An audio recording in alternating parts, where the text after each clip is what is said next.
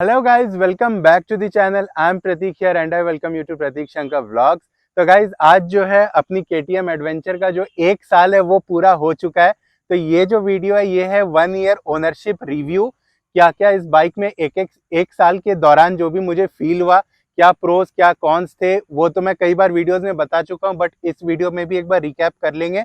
और 1 साल में मेरा ओवरऑल एक्सपीरियंस इस बाइक को लेकर के किस तरीके से रहा है, कहाँ कहाँ मैं इसे लेके गया हूँ, क्या क्या मेमोरीज इसने मुझे दी है, क्या क्या सरदर्द इसने मुझे दिया है, सब कुछ पे आज बात करेंगे गाइस। तो सबसे पहले मैं आपको एक बाइक का एक ओवरव्यू देता हूँ, उसके बाद फिर अपन जो इस वीडियो का मेन डिस्कशन है उसको कंटिन्यू करते हैं। तो गाइज ये है अपनी प्यारी सी सुंदर सी KTM एडवेंचर 250। और हालांकि नाम 250 है लेकिन जो काम है वो 250 से कहीं ज्यादा करती है ये। आप इस पूरी बाइक को देखो, ये किस तरीके से आपका जो रोड प्रेजेंस है इस बाइक का वो काफी भयंकर है। बहुत सही रोड प्रेजेंस ये बाइक आपको देती है। जो मतलब विंडशील्ड है ये आप दो तरीके से 2 स्टेप्स में आप इसको लगा सकते हो। अभी ये सबसे ऊपर के सेटिंग पर है। बिल्कुल टूरिंग ओरिएंटेड बाइक है। शहर में चलाने में मतलब ठीक ठाक है, लेकिन जो हाईवे फील है उसका काफी ज्यादा अच्छा है गाइस।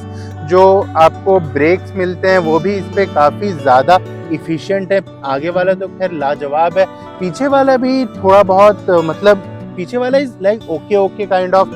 ये देखो इसका पावर प्लांट जो है ये 250 सीसी का है, काफी सही ये पावर प्रोड्यूस करता है।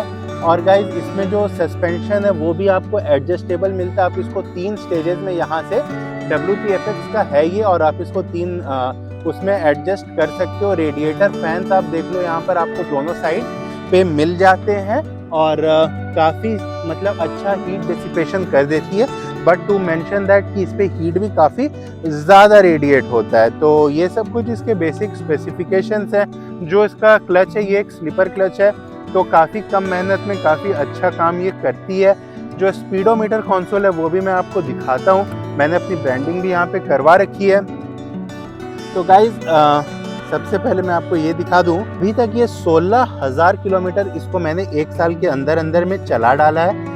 और इसका जो कंसोल है वो काफ़ी मिनिमल है। यहाँ पर आपको स्पीड देखने को मिलती है, यहाँ पे आपको RPM देखने को मिलता है, ये गियर पोजीशन इंडिकेटर हो गया आपका, ये आपका ट्रिप का ओडोमीटर है, ये आपका ओवरऑल ओडोमीटर है। और ये जो रेड सी लाइन है ये आपका तब आता है जब आप मतलब 8,000 या 10,000 RPM के आसपास पहुँच जाओ तो फिर वो आता है। यहाँ पर आपका ये फ्यूल पंप का हो गया, आपका ये ABS का हो गया। अगर आपकी बाइक की स्पीड 5 से ऊपर जाएगी तो ये कट ऑफ हो जाएगा। और ये जो है ये आपका जब तेल कम रहेगा तो फिर ये ब्लिंक करना शुरू कर देता है। और यहाँ पर आपको छोटे से डिस्प्ले में टाइम भी देखने को मिल जाता है। और अगर मैं इसको साइड स्टैंड से हटा दूँ तो यहाँ पे आपको जो है वो ओवरऑल माइलेज, फ्यूल रेंज सब कुछ देखने को मिलता है। वो मैं आपको हटा के अभी दिखाता हूँ। यहाँ देखो गाइस, ट्रिप टाइम आ गया, उसके बाद ट्रिप टाइम 2 दिखने लगा। अभी रोड मोड पे इसका ABS है, अगर आप इसको ऑफ रोड पे करना चाहते हो तो वो भी आप कर सकते हो। तो ये सब कुछ चीज़ें हैं गाइस जो आपको यहाँ पे देखने को मिलती हैं।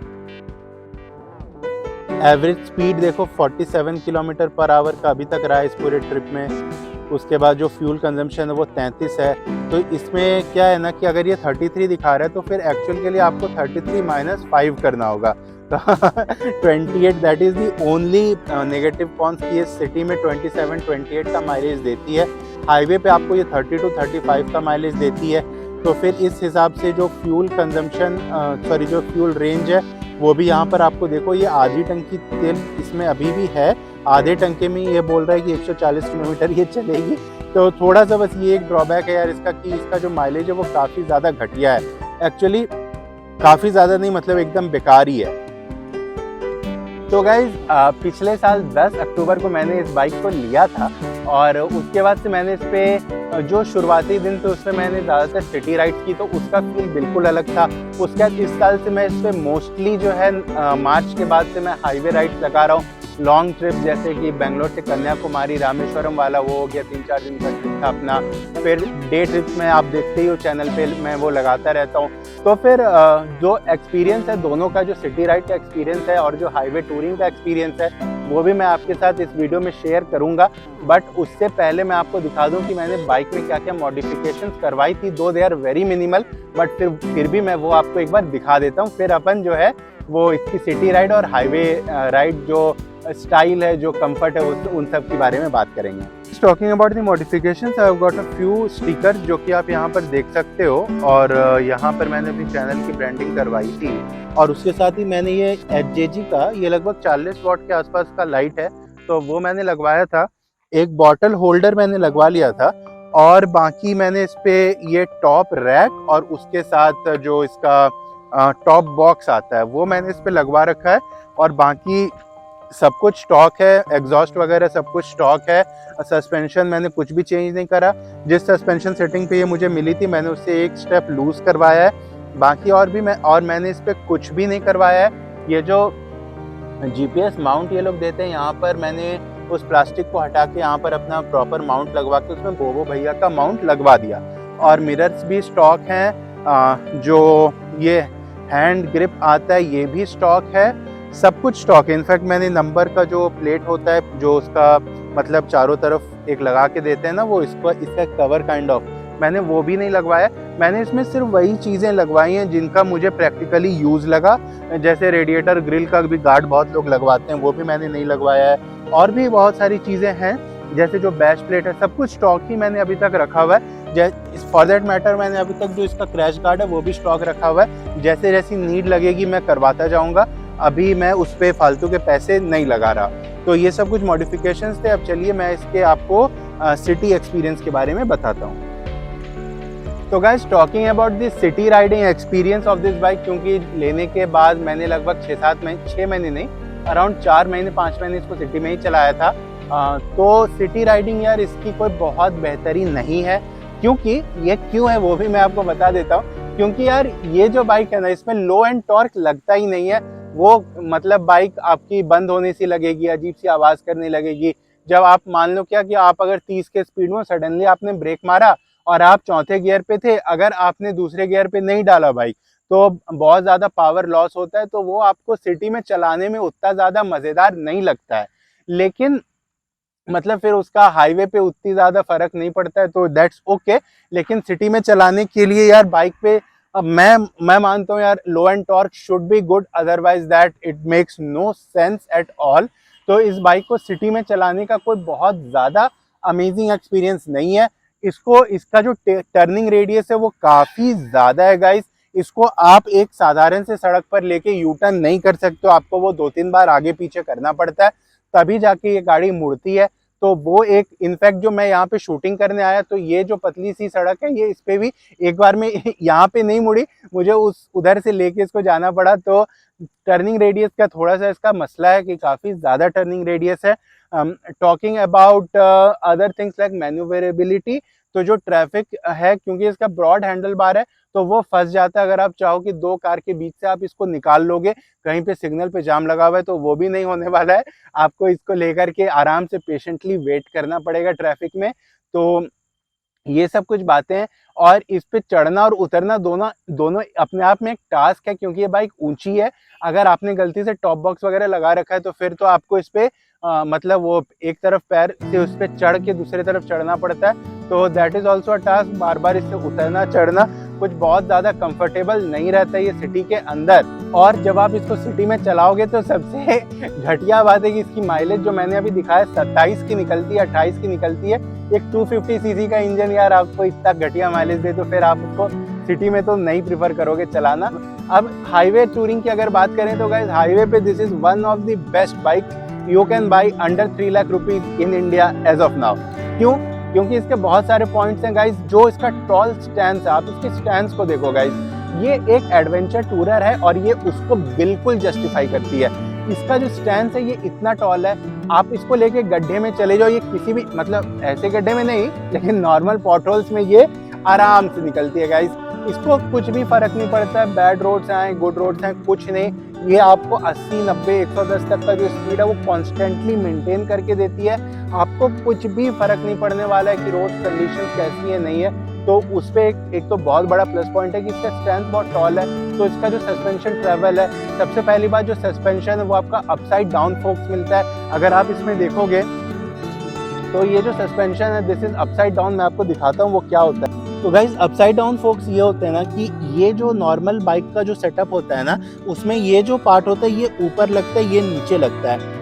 लेकिन जो अपसाइड डाउन फोक्स होता है उसमें ये नीचे लगा हुआ रहता है और ये ऊपर रहता है। तो इससे क्या होता है ना, ये जो इसका जो ट्रैवल होता है वो नीचे से ऊपर की ओर जब झटका लगता है ना तो इसका ट्रैवल आता है, जबकि नॉर्मल बाइक में ऊपर से नीचे की ओर जाता है। तो ये थोड़ा सा ज़्यादा कंफर्टेबल होता है उससे। और जो ये भी पीछे जो है इसको भी आप चूंकि एडजस्ट कर सकते हो, तो मिला जुला के बहुत अच्छा पैकेज बन जाता है। अब गाइज तो सस्पेंशन के कारण क्या होता है कि ये बाइक बहुत अच्छे तरीके से रोड पे परफॉर्म कर पाती है डिस्पाइट मतलब दी रोड कंडीशन। तो वो तो एक बात हो गई। जो हाईवे है उस पर इसका माइलेज ठीक ठाक निकल जाता है, 32-33 के आसपास से पहुंच जाती है। एक फुल टैंक में 10 लीटर आप तेल भरवा दो, 14 लीटर की टंकी है, 4 लीटर ये रिजर्व में रख लेती है। फ्यूल ब्लिंक करने लगता है कि अब तेल मुझे चाहिए, तो आप भरवा दो। 10 लीटर तेल तभी अटता है इसमें। उस 10 लीटर में ये 330 से 350 के बीच में जाती है। तो मतलब काइंड ऑफ ये 33 या 35 का माइलेज आपको देगी हाईवे पे, विच इज स्टिल एक्सेप्टेबल। तो उसमें वो तो एक बात हो गई। दूसरी बात गाइस, हाईवे के लिए ये सही है इस पे कि इसका जो ये वाइजर है ना, ये आपका बहुत ज्यादा विंड को कट कर देता है, आपको बहुत ज्यादा विंड फील नहीं होगा इसमें, पहली बात। दूसरी बात, जो इसमें लगेज माउंटिंग कैपेबिलिटीज है वो कमाल के हैं। वो भी मैं आपको अभी दिखा देता हूँ कि लगेज आप इसमें कितनी आसानी से माउंट कर सकते हो।